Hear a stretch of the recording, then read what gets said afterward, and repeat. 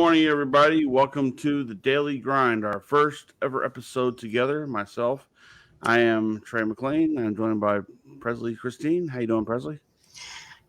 Enjoying my coffee, and my dog is snoring at my feet. If you hear a snore, it's my pug. Nice. That'd be Elvis, right? Elvis. Yeah, that'd be Elvis. That's right. Well, why are we doing this at this early in the morning? This is like, I have to work later today. I know you have a life outside of this. I know you got kids of your own. Why are we doing this early in the morning? Well, always want to do a daily podcast. And the fact that now everything is video, thanks to COVID, everything is, we have found ways to do this stuff through the miracle of the internet. And by the way, if there's a delay on our part here, bear with us as, you know, we have storms in the area. It's cold, and I got Oklahoma internet, and there's all sorts of excuses we got it to make. Mother Nature. But right, Mother Nature can be a bitch sometimes, so that's just how it is. But this show is pretty much we'll talk about news, we'll talk politics, we'll talk sports, we'll talk whatever we feel we want to talk about. Today, we're going to kind of intro ourselves a little bit to kind of let everybody know because people from Presley's side don't know who I am unless we've all worked together, and then vice versa. My people don't know you that well, so they want to get a chance to know you. And we're very, and we're very different-minded people. But yeah, think of it this way: I'm a Dallas Cowboy fan, who, by the Mm. way, have clinched the NFC East yesterday. Yeah, we don't even need to talk My sports right friend now Presley, because. Ugh. I don't know, but just so we're clear, my friend Presley is a Philadelphia Eagles fan, and after getting shut out by the New York effing Giants yesterday, Yo, God, I I gotta don't say that know one what to you all. happened But after I will say this though. after the Niner game. It was like we forgot how to play. We were like the hardest part of our I think something's schedule. wrong with We Jalen Hurts. beat. Well, I think there's something wrong with a bunch of the players. I think there's something going on behind the scenes in the locker room. They all seem really irritated about something, like AJ Brown refusing to do interviews. And there's something going on with the morale and the team in the back that they're getting pissed off at the coaches. Like, I don't know why we're on a third down at the freaking right at the goal line and they're doing a quarterback sneak. Like, just, you know what? Like, I'm not going to talk about it, but we got to that Niner game. We got to the hardest part of our schedule, kicked butt, and then it was like the easy half of the schedule. We were like, huh, football?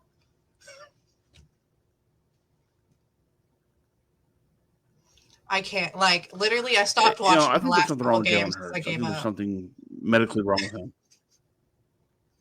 Well, Yeah. he was sick for a Well, few all I know weeks, that in my and I don't know if he just never fully recovered or like what. I really don't know. There's something. I'm going to say more than Jalen Hurts. I think there's something mentally going on with a lot of the players because we have a lot of good players. We have too much strength to be playing that shitty. So there's something extra going on. But I'd rather talk about politics than this because this last couple all weeks right. has been I can't. Fair enough. Fair enough. Well, I will say this. So I'm excited that I do a football pick'em league with my buddy Sonny Clark, who did our video for us earlier. I do this show on Sundays, the Cal State Sports Show, and we talk NFL football the entire time. I have won the pick'em league this year, so the Podfather is the front runner this year. So I'm happy about that.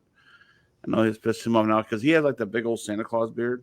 And when I me and him, saw him. we actually Yeah. made a bet early in the year. We made a bet early in the year. We said, okay, he beats me, if he beats me completely, right, just his score is better than my score, I will grow my hair out for 1 year. Thank God it never came to that. But if I win, which I did, he has to Hollywood Hulk Hogan his beard out, where you have the black, the white mustache here, and then the black part down here for at least a month. So now I get to look forward to seeing that every week on Sunday on the Cal State Sports Show. Coming up in the off season, So I'm looking forward to that. Um, and like I said, there's a little bit of delay on our part. I think she's getting me like 3 seconds later, but we'll figure this out as we go. Um, we're both podcasters. We both do this on our own merit. By the way, we got this our show is very interactive. We got people chiming in. Here we go. Your friend Pam saying It's hey. Pamalama. You There you remember go. Pam, don't you, Trey? But I'm her Pam. But anyway, yeah, you're welcome. But now, I mean, I have Offshoot TV. You have Fit Trends. You have your new show coming out, The Middle Ground with Presley Christine. I know We all we my like to stuff get is on here kind and of a just talk. mouthful.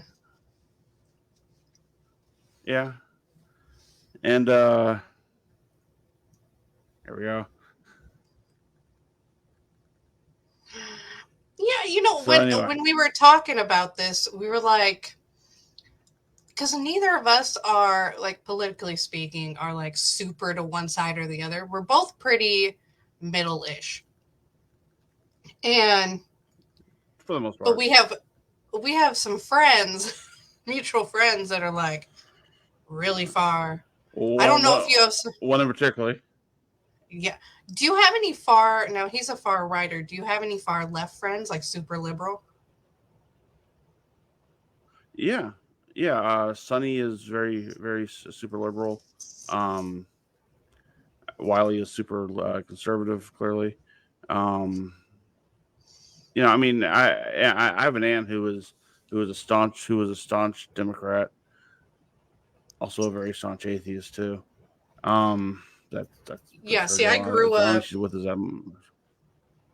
I was raised in California, so you can imagine like my mom's side of the family is all like my grandma watches The View every day, every morning. That tells you everything you need to know. oh dear Lord, Yeah. dear Lord, Yeah. Tells you we'll everything you send need her to know. help. Okay, Lord Almighty. God, the view. But anyway, this is like I said, this is an intro show to us. So let me get the process started here. How did you get into podcasting? Me, um, kind of just randomly, honestly, because when I moved to North Dakota, we moved in the middle of winter, which was great. And well, we moved in October and we thought we'd be good because we don't know anything about the weather and got stuck in a blizzard in the middle of October and realized that the other part of the country sees a lot more winter than we're used to. And we got stuck in a hotel for 2 days because they like literally shut down the highways there. Like you'll get a ticket if they see you on the road. And when we moved there, it's the middle of winter. You really can't drive outside of town unless you've got like some really good tires and a really truck with all-wheel drive and all that kind of jazz. We had our California cars, which were front-wheel drive, little tiny cars, and not meant for snow. So I didn't really leave town. And I was on this. It originally started as like I was on my healthy eating journey or whatever. I was trying to lose weight, which didn't end up working out because a month later I got pregnant with the twins. But I was on this healthy eating journey and I always wanted to do a podcast or like a show where you see all these health fads like keto and there's this diet pill and there's this thing and there's the Ozempic and there's the whatever and there's all this stuff. But like you can never do really trust the people that are telling you about it because you don't know who's getting paid for stuff anymore. Like, are they just advertising, but they don't really take it?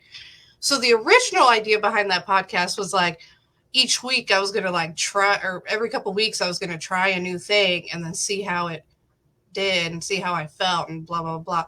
And it turned into something else, but that was the original idea behind it, was like to give an honest review of health stuff. And then I got knocked up and then it became There you go. it became like mental health and female empowerment and stuff like that. It's just kind of what it turned into because my life changed. It didn't go for, no longer, obviously I still want to lose weight and get healthy, but that wasn't the focus anymore like it is when you're young. And it's just about you and your self centered and vain. Now it was like, okay, my mental health. For the first time in my life, I was dealing with, because I've never dealt with depression or anything like that. And I had a little bit of postpartum after I had the twins. And that was my first time ever dealing with any type of mental health issue. So it was kind of an introduction into this world, and it became that. And kind of the podcast grew with me. That's cool. That's fair. Well, I know I got started out back in 2014. I I listened to a bunch of wrestling podcasts because I'm a former pro wrestler slash, I'm an avid fan. And back then I had, when I was in Texas, I'd watch, the WWE would do their thing on Monday, and I would sit there and watch it for 3 hours. I just kind of, I'd pre-record it, so I just skipped through all the wrestling, just watch the storylines. My wife would sit there and go, "Why are you even watching this if you're not watching the wrestling?" I'm like, "Well, the one thing," and I tell a lot of young wrestlers this. In fact, this last week, and I was talking to about two of them as we're kind of just getting in their head to find out where they're at. I said, pro wrestling is not about wrestling. WWE does not care if you can wrestle. They can teach you how to do that crap. They want to see if you can get over. They want to see if your character can sell tickets, and If you can that's what I'm capture looking an for. I'm looking to be entertained. if you can So capture an audience. right. So and very few have that it factor. And it's a matter of just finding it. Um. So I wasn't very pleased with what I was watching at the time. So and I'd listen to Jim Cornette, and he would do his little podcast. And Hi, Carol. hello, Carol. How are you doing? Hope you're enjoying our show. Hope we're not boring you to death yet. Give us time. No, sorry. No, so I contacted two of my old high school buddies. I said, "Hey, what do you say we do a podcast together?" And it was just a radio thing. There was no video at the time. We didn't do Skype. We would Skype each other to talk, but I'd record the sound of the show, and then I put it on the radio so we can listen to it in the car. And then we did that for a bunch of years. We developed a following in the DFW area. We started going to shows, covering shows. I started going back into wrestling as a sound guy. Then it became commentator. Now I'm a manager, commentator, and sound guy. I do it all now, except wrestle. But so back when COVID hit, me and my friend Michael McCurdy, the two high school buddies had gone away. They'd done their own thing. So I still kept the show going because I have a Hall of Fame that we do every year. We do all sorts of cool things to honor the wrestlers in the DFW area. So my friend Michael McCurdy from California, no doubt, he come to Fort Worth to work for a wrestling company that was based out of Fort Worth, and he always wanted to live in Texas as well.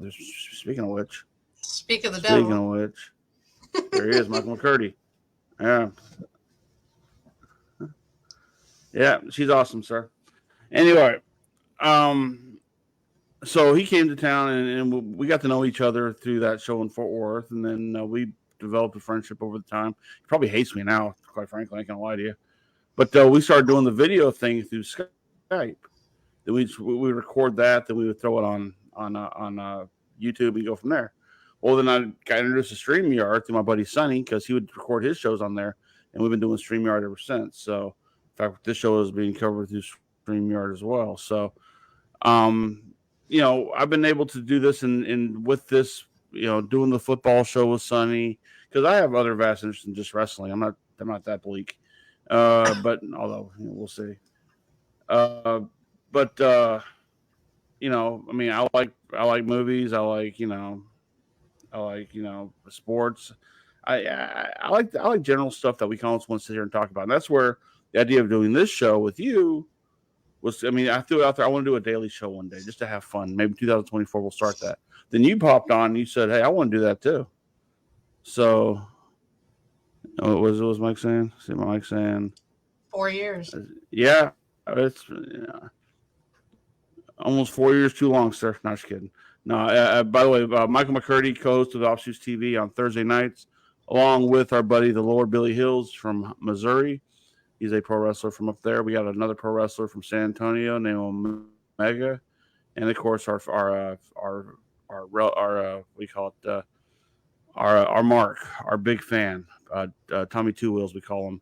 He's taking a hiatus right now while he gets his work life in order, but he joins us every week as well.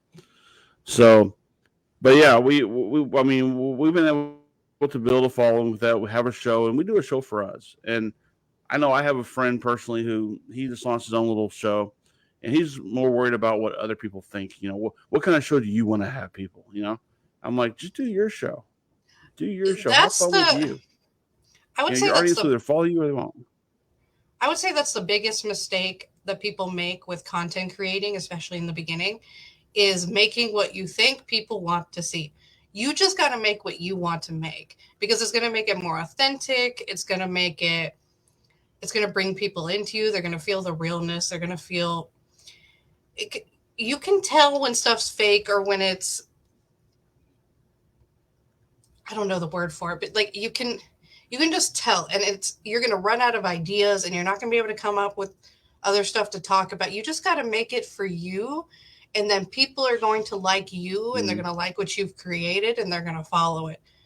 If you're just trying to constantly impress people, I mean, at the end of the day, no, you're never going to be able to please everybody. Like someone's going to be mad about something that you say. Someone's going to think you're a jerk. Someone's going to think I mean, especially in today's day and age, you're a bigot, whatever. And someone's going to be mad about something that you say. So there's no way for you to make something for everybody because it's not going to happen. So you have to make it for you. And then the people who like you are going to follow you and want to support you on your journey. Yep. I always make Yeah, it for my I best agree friend, with Pam. you. Here's Pam again. It's funny because I remember years ago I owned a baseball card store in Carrollton. I bought this guy's business from him. This is before I knew eBay was killing everything, and I was struggling a lot to keep the doors open, and I had ideas from every which way. So I tried to cater to everybody's wishes, and the store closed because I couldn't figure out a good way to make the store work. And I tried everything. I sold Pokemon cards. I sold Yu-Gi-Oh cards. I sold all the stuff that would drive in the easy dollar for the kids, right? Um, but it wasn't enough. But I'd hear people say, "You got to have this. You got to have that. You got to have this. You got to have that." I'm like, "Well, if I have all that, I have no money to do all that." And then at the end of the day, if I fail, what do you get out of it?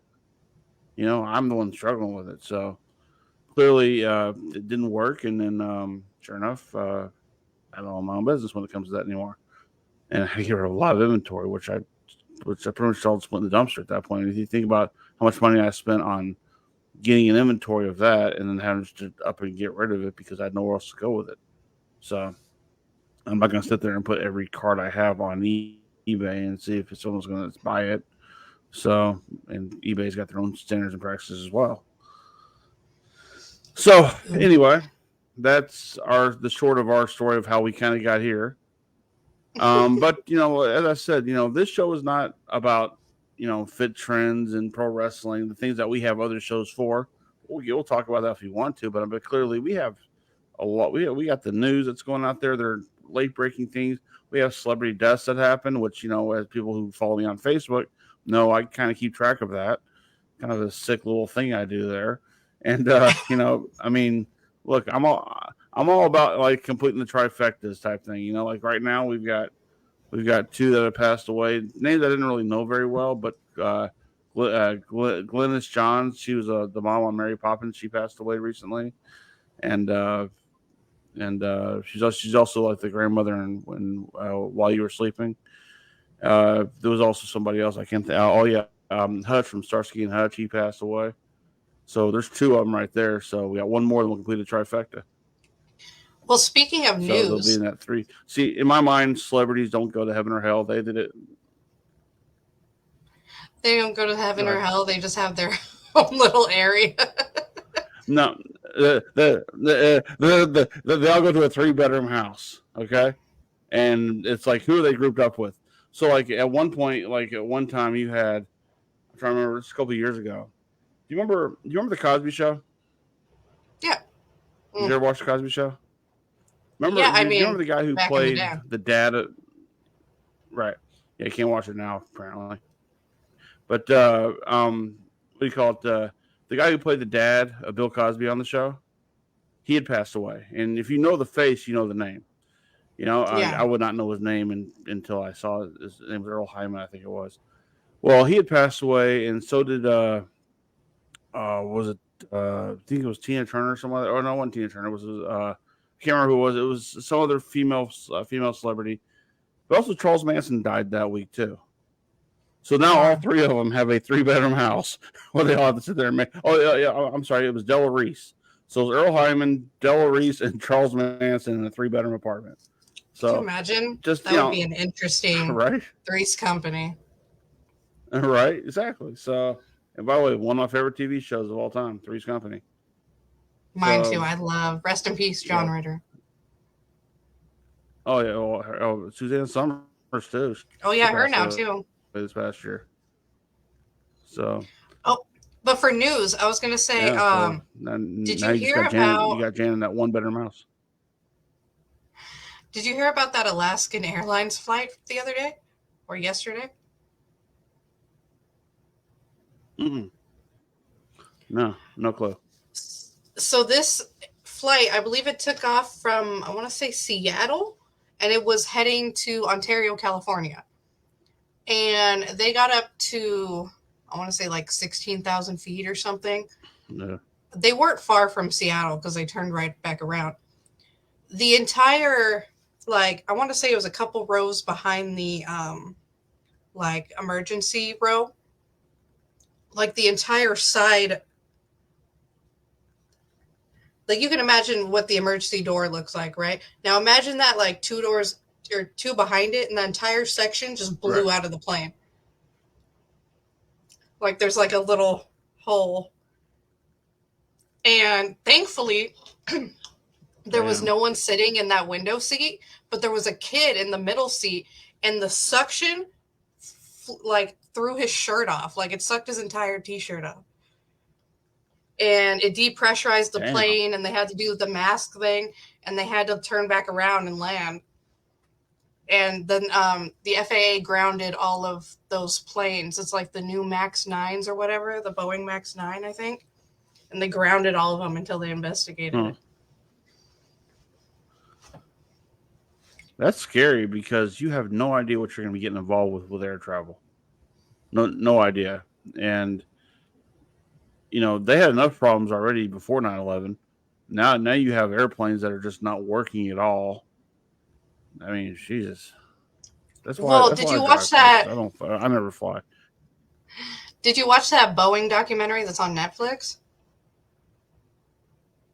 No, I need to though. I came across it recently. Yeah, it was another Boeing Max something, and it had like a bunch of issues that you go back, and they were trying to blame it on the pilots and stuff because both of them that crashed were like Indonesian air, like it was like foreigners, and so they tried to blame it like, well, it's because they're not American pilots, and you're like, okay, and then you find out it was like a piece of the plane.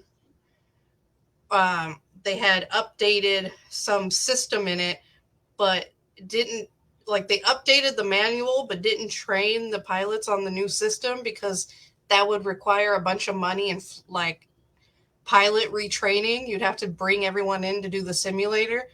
So they just kind of like added it as a little mark in the notebook and didn't really tell anybody. And so when this sensor would go Damn. off, none of these like the pilots didn't know what to do with it.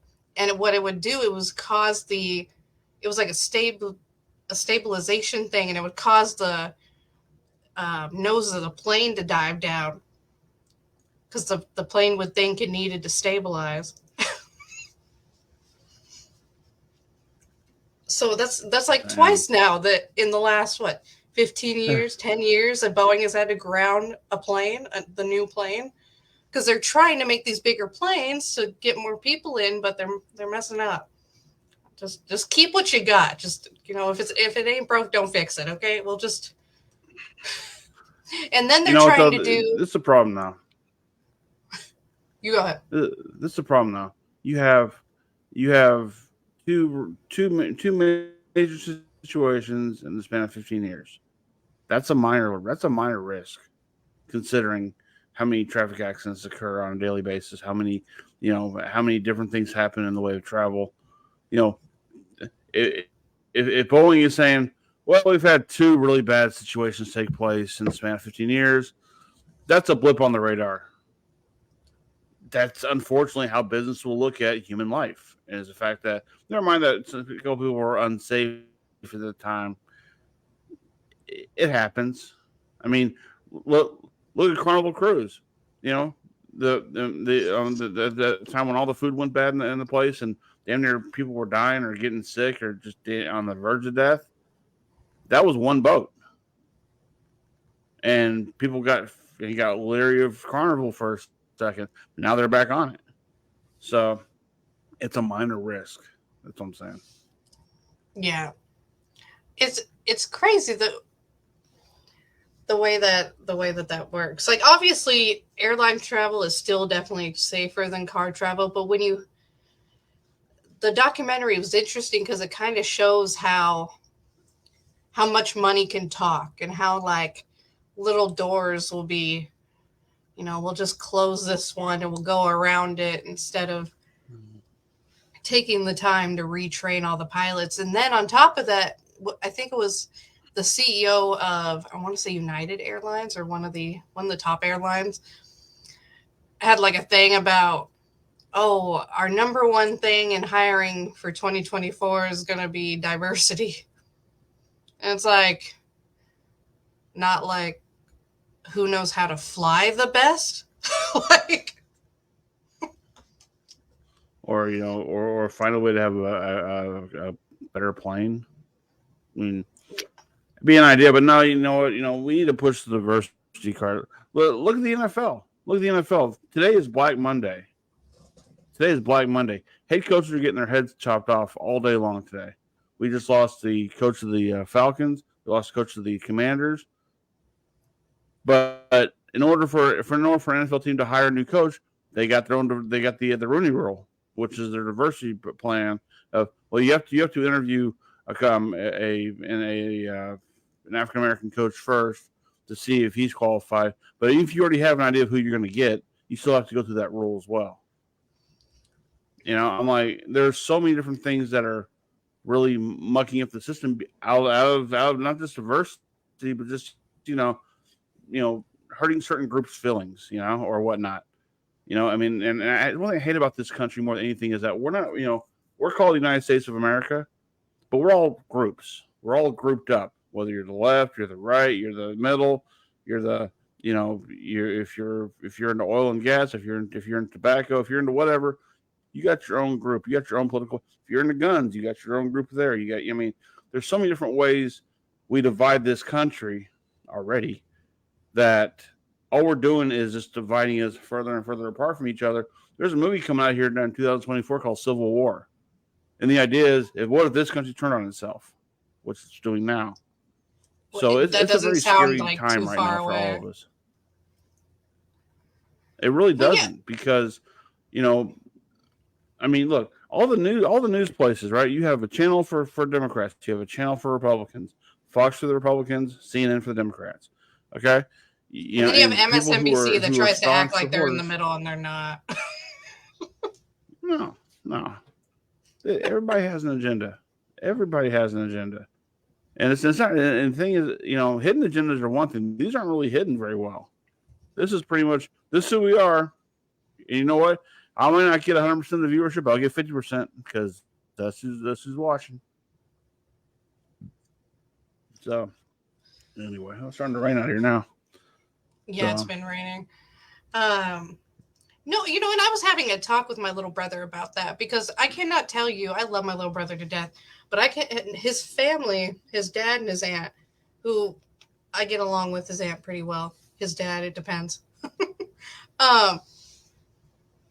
But they watch nothing but MSNBC. And I tried to tell him, like, Sean, I'm not telling you you need to also watch Fox News because I don't even watch Fox News. Fox News is stupid.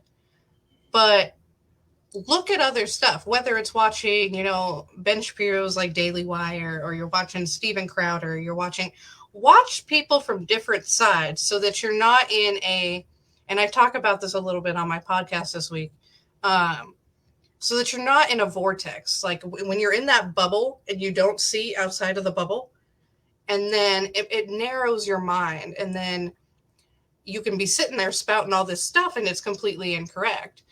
Like, what I was talking to him about was the George Floyd stuff. And Facebook, don't get mad at me, please.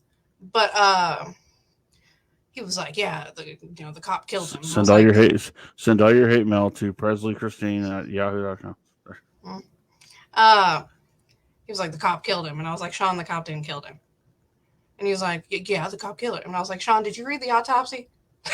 Like, did you see that there's 2 other camera angles showing that he wasn't on his neck at all?" Yes, Pam, it becomes cult-like. Absolutely.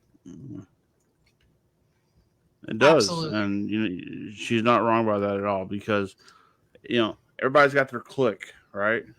Everybody's following a certain way that this group is going to go. Look, in sports, it's the same thing. Dallas Cowboys, I'm not saying they're a clique, but they're clearly a team that is devoted to themselves, right? And they're going Lord to do what they Almighty. can. And I know with Jerry Jones at the helm, but sports are like that. Hell, look at the Texas Rangers past year. Texas Rangers won the World Series. Never happened before for them. They got behind Creed of all people. Creed became their voice, and the group Creed, yes, of all things. I love Creed. And sure, yeah. So I mean, it happens, and once again, you go with what works for you, and that's how life works for all of us. You and I both know someone in particular that will never look at the other side of the coin, Mm. ever. Yeah, and love him to death. Love the guy to death. So Love do I. him because and when he got into his little car accident and ran off the road because he wanted to hit a deer. You know what? It's messed his life up completely. But you know what though? I mean, I love him to death because when you get him away from that, he's a decent human being. Such a He's one cool of your guy. best friends. Yeah, it's just getting him past that barrier, and that's always the Oh, biggest issue you have with a guy like him. Is that just look, don't bring you're up kind of just politics. yeah with him now. If you Yeah. can have a fair way of talking about it from both ends of the spectrum, I'm all for it. I mean, look, there are some things the right does, there's some things the left does. They can either like it or not like it. But that's why in November, if you were inclined to, you can go vote. And I choose not to because I don't see a candidate worth a damn voting for, and I'm not going to vote for the lesser of two evils. Because you I always feel hear that. that. Well, just vote for him because while you may disagree with most things that he says, he's not this guy. Well, he's still the lesser of two evils. If you Yeah, still vote for evil, you're still voting for evil. I get in trouble with a lot of the people out here because I'm not pro Trump. Now, I did vote for him the last 2 times, and I do think he did a really good job the first 3 years of his presidency. The if minus the tweeting, the state of the economy, foreign affairs, that kind of stuff was good. I think he was good at that. If he just learned to keep his mouth shut, he would have been all right. But where he started to twist my dial was COVID, and the Mm-hmm. really really far righties will get mad at me when I point out that that vaccine that they hate so much is his. That Fauci, who they hate so much, was put in charge by him. Like, they get really mad at me. I have a cousin who I love to death, and we get along really well. But like, her favorite person in the world, who she watches daily, is Alex Jones. Oh God. Yeah, who gives me a headache. Well, Um, you want to talk about a real shit stirrer, that guy. I Lord. mean that guy went after the some kid's shooter's parents or whatever, and just I mean, there's a whole thing on that where some kid who shot up an entire school, he went after the parents, he went after this, I mean, just all sorts of crazy stuff, and like he gets away with it, freedom of speech. Well, and So it's now he he's the was sued and conspiracy he theory nut. lost, but yeah, There's this thing now with the right. This is where like they lose me. Like I lean conservative, pretty conservative, but this is where they lose me is with all of the conspiracy theories that like okay, cool, like yeah, some of the stuff that you believe about the vaccine ended up being true. Like that's cool. And um this, that, or the other, government's corrupt. We've known that for 100 years. Like, we know. Um, Anyone who thinks the government's on their side is good luck to you. But it's like I can't deal with the both of these sides. Like on the far end of the spectrum, have this if you're not with us, you're against us mentality, and I'm just not going to do that because. And that's kind of the point of my new show is like that. There's a lot of gray area on a lot of issues. It's not good guy versus bad guy a lot of the time. It's just life. I look at politics the same way I look at pro wrestling. You have two guys.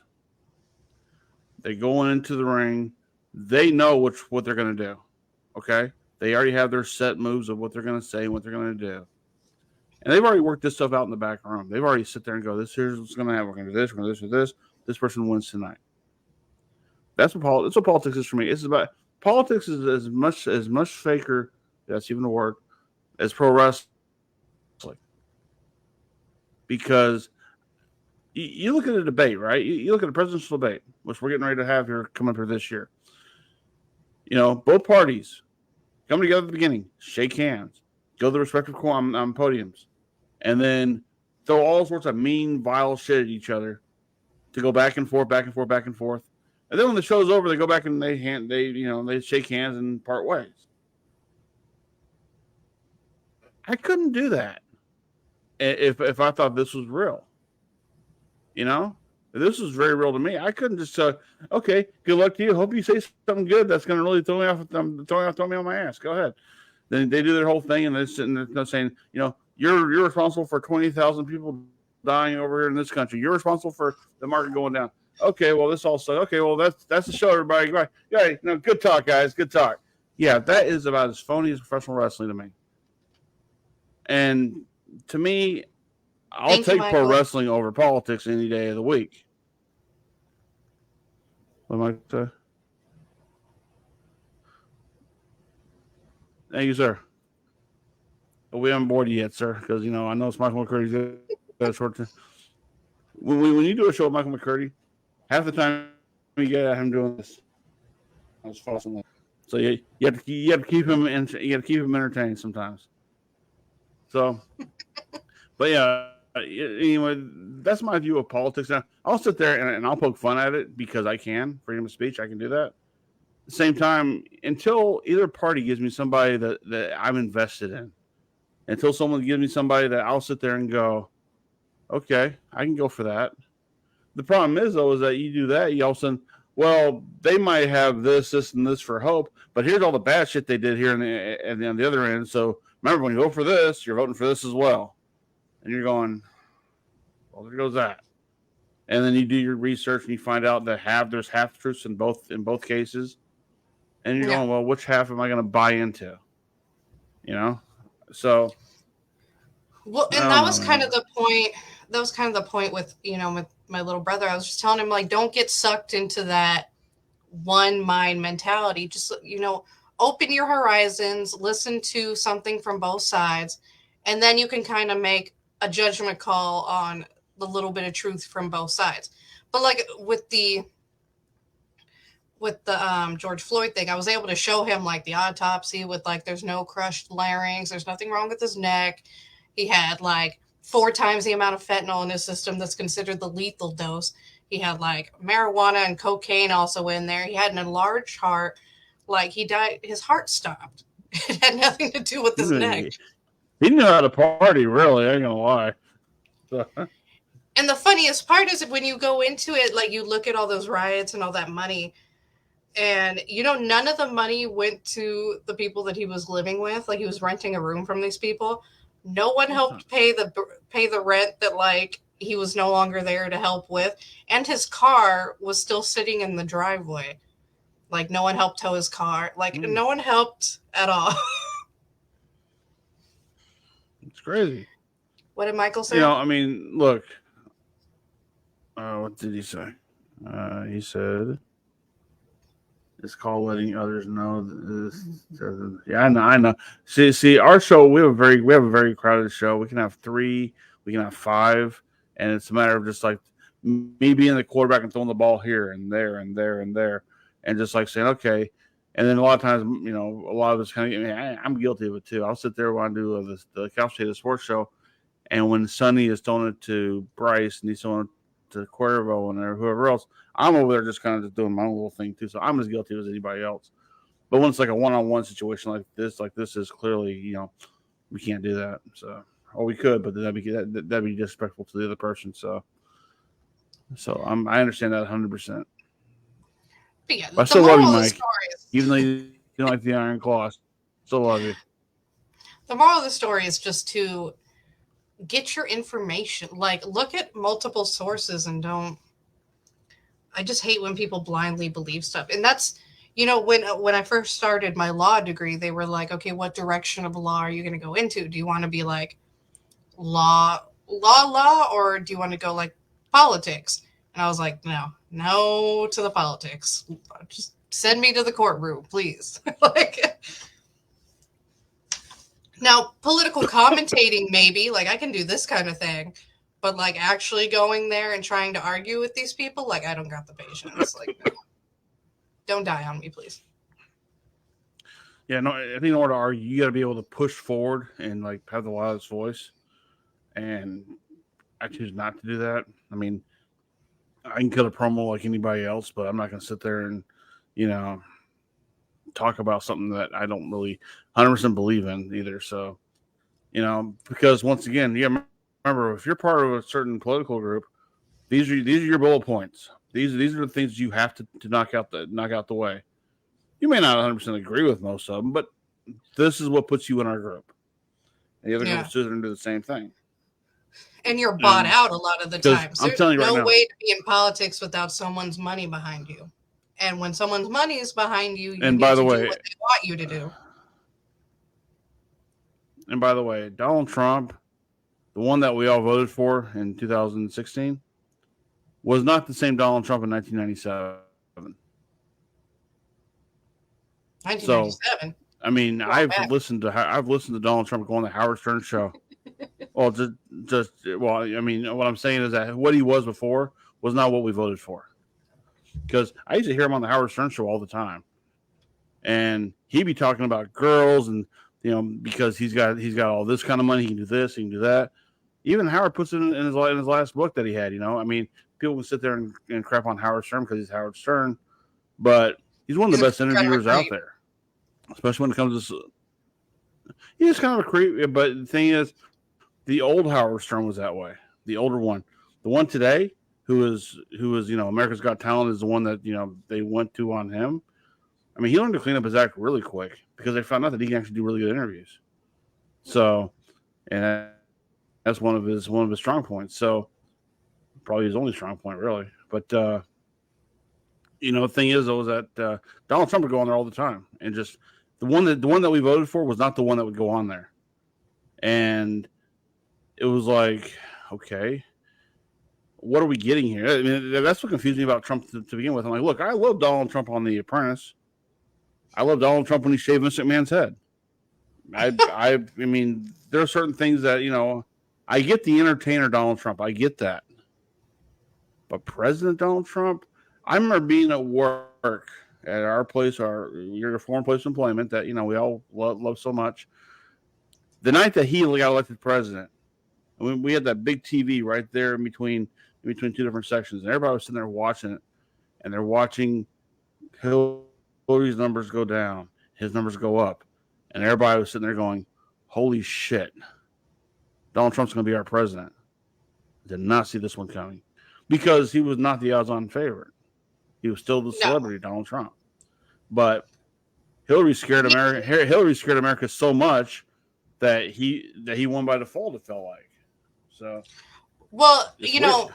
But then again, I'm like you a said, you voted for him, so I mean, you know. yeah. I'll say I'm kind of a Ben Shapiro fangirl. I don't agree with everything he says, but I love how intellectual he is, and he's pretty good Mm-hmm. at still making pretty logical arguments, um, despite his religious stuff. Um, but he'll always say elections are a referendum on somebody, and what you want is the referendum not to be on you. So it's like 2016 was a referendum on Hillary. Like the email stuff came out, Mm-hmm. and they had a lot of friends uh, unaliving themselves all at one time, and people were like, and Bill Clinton's just a creep. And so, like, people were just like, I don't know how much I trust it. This was like a devil I know versus devil I don't know. Like, well, it worked with Reagan, so maybe we'll just put the entertainer in there and see what happens. Like, and I think he was good at kind of speaking to that middle country people too, like the middle America that all the elites forget about. And so they felt like there was someone on their side, even though Donald Trump is as elite as you could possibly get, Mr. Gold Toilet. Okay. But nonetheless, he like spoke to these people in their minds. And Well, when he spoke to him though, it was the way he spoke to him too. It was like everything is fantastic. Everything is we have the best this, we have the best that, and people said they went, well, he would have the best stuff, so I would get where he would have all that, and people bought into it. SNL did. You can love or hate SNL all you want. They did a good job parroting him. Now, granted, they put him in that negative slant because that's what they do. But as far as how he speaks and how he speaks to America and how parts of America sat there and went, yeah, yeah, I'm bought in, yeah, and I mean, clearly, I mean, it makes him somewhat of a genius, because he's going to go, I don't need a teleprompter. I know what I'm talking about. I have the best words. People are going to listen to what I have to say because I'm the most important person in the world. And that's fine. That's all well and good, because once again, I hate to go back to this. It's the pro wrestler in him. He knows how to market himself. And I can respect that to a certainty. My issue always came down to what's Russell World thinking about with this guy? Because if we go to war, the man with the orange tan is the guy pushing the button. Do I want that? I mean, I don't want to go to war to begin with. I mean, if we have to, is he our commander in chief, the guy who sat there and went bankrupt a couple different times, and is a WWE Hall of Famer and has all this other crazy stuff in his life. He sued the NFL for $13 when he tried to say the NFL was trying to force a monopoly between him and the XFL, the USFL back in the day. I mean, there was a lot of things about him that I sit there and go, I don't know. But again, Hillary scared America much more than he did. yeah. So that's why he I won. mean, that's why I And voted for him because I was like, clearly, Hillary's now, a big I mean, fat the no. Biden thing, I mean, right. Oh, Biden's awful. I And think we once can again, all agree Biden's I awful. didn't believe. Yeah. I mean, I think we should have an age cutoff for presidencies, not so much an age. You start at 35, but you can go till 100 to be elected. Maybe when you get about that around that 70-ish area, because I want a president who's going to relate to me. I want a president who's going to relate to what I'm going through. Well, and just can That that still that doesn't be exist. competent. I mean, look at Mitch McConnell having a stroke in the middle of his speech. I mean, it's like, can we not? And this is my problem with Joe But Biden yeah, is but here's it's here's the thing not about a so stroke. I can much have a stroke right his now. well, yeah. My problem with him is that it's not just the age thing; it's the weakness.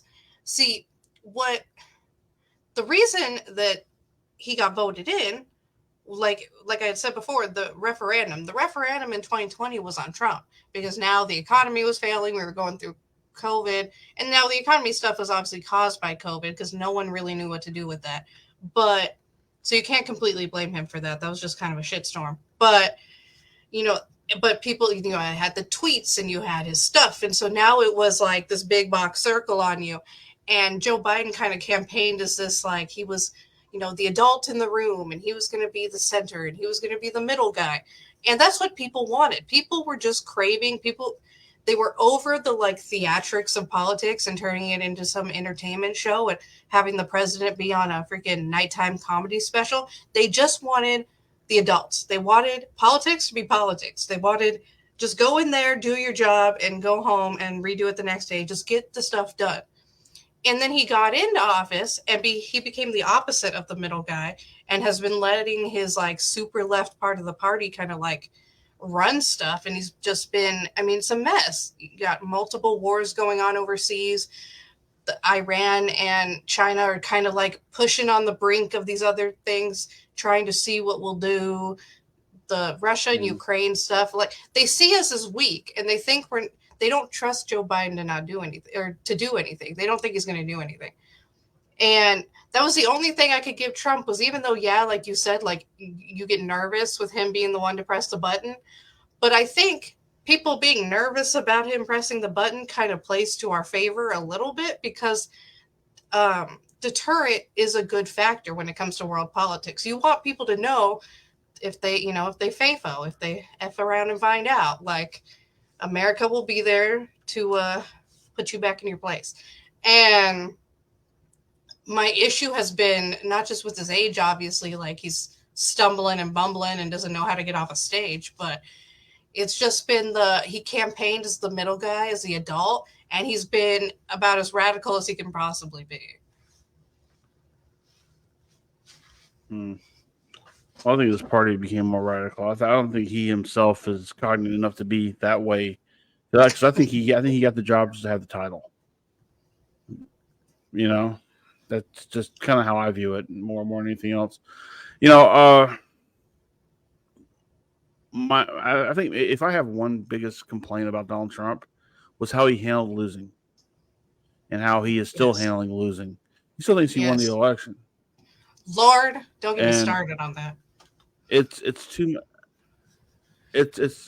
much. I mean, look, you lost. In life, you're gonna. It's almost like saying, Donald Trump, you're gonna have to file for bankruptcy here because you can't afford this. No, I can't. We're just gonna reposition everything. It's gonna be fine.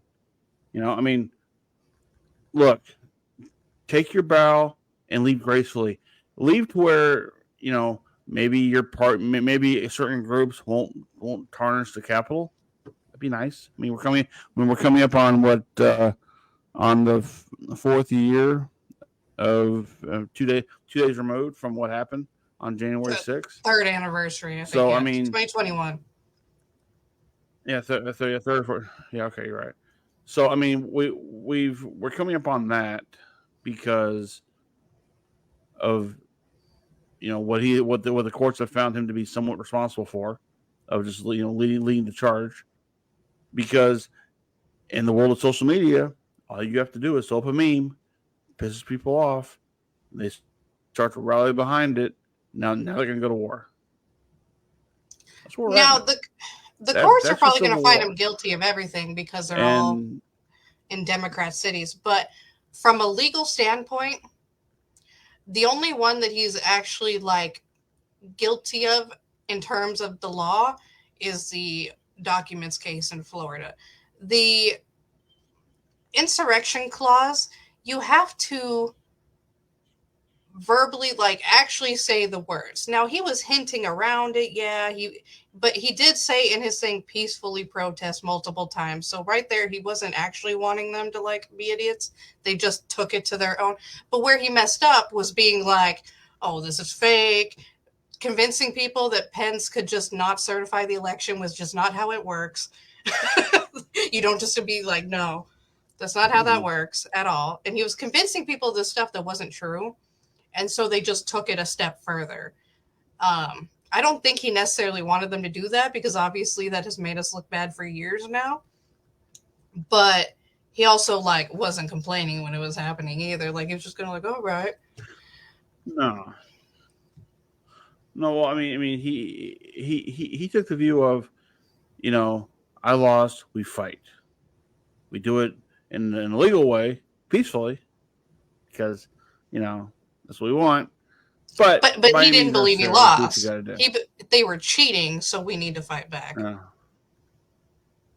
Right. So it's crazy. Once again, that's what this show's going to be about, folks. We're going to talk about everything. We're talking about airplanes going down. We're talking about politics. We're talking about a little bit of law. We're going to talk some sports. This show's going to be about everything. This is not just about, my view or her view. This is going to be about, collective views coming together because, we are the United States of America. Not us, me and her, but I mean, this country is the United States of America. Let's unite. Let's have some fun with this. This is our country. We have the greatest country in the world, yet we shit on it constantly because we can. So, One of the few anyway, that can. right? Because especially any other country, they go, nope, you're going to prison for just saying the F word. Okay. So I would tell I'd be in everyone trouble. to kind of market our other shows here at the end, since we're approaching the end of the episode. Obviously, Right. my two shows, Fit Trends with Presley Christine, that's more of a we talk about women's empowerment and mental health and that kind of stuff, masculinity, eating disorders, that kind of stuff. That's kind of the more women's health podcast. And then I have a premiere episode is tomorrow of Middle Ground.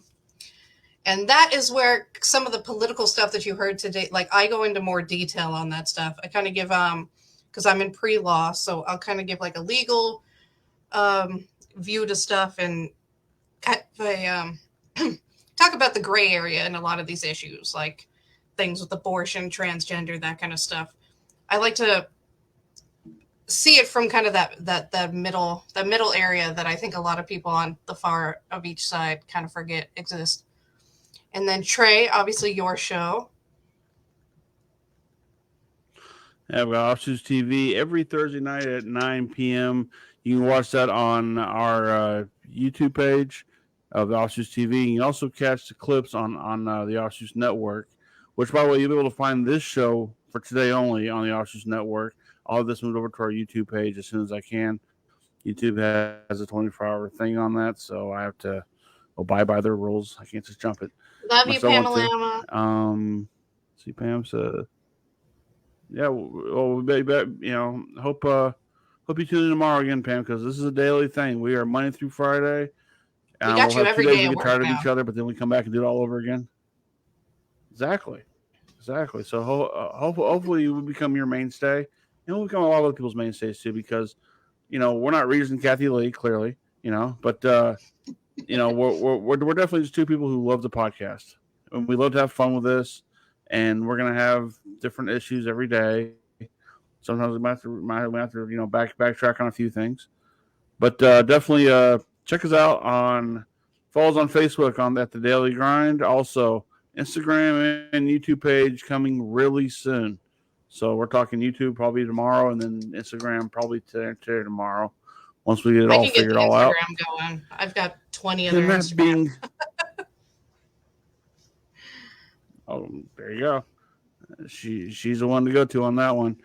That being said, that's going to do it for us for our first episode. Hope you all enjoy it. We'll see you all tomorrow.